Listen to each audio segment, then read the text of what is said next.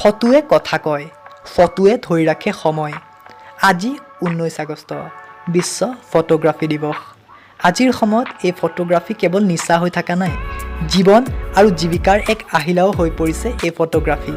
ফটোগ্ৰাফীৰ মাজেৰে চিৰস্মৰণীয় কৰি ৰাখিব পাৰোঁ আমি আমাৰ প্ৰতিটো মুহূৰ্ত। আমি সকলোৱে ফটো উঠি ভাল পাওঁ, নহয়নে? কিন্তু এই ফটোগ্ৰাফী কেৱল এতিয়া এক হবি নহয়, ই এক পৰিণত হৈছে কেৰিয়াৰলৈও। বিশ্বত সম্ভৱত এনে বহু কম মানুহ ওলাব যিয়ে ফটো উঠি পোৱা নাই বা ফটো তুলি পোৱা নাই।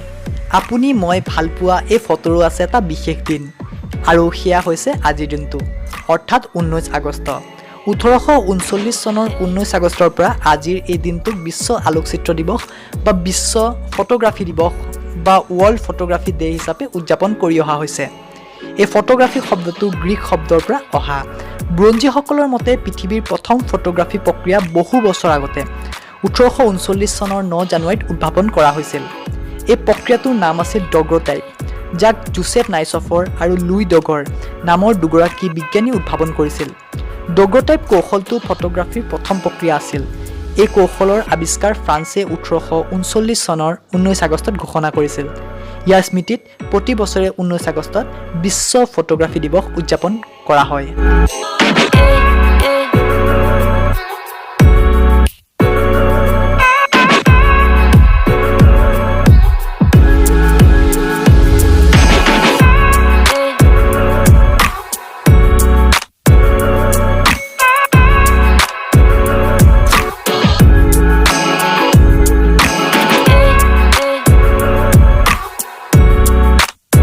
News Desk Report, Balipara Buzz.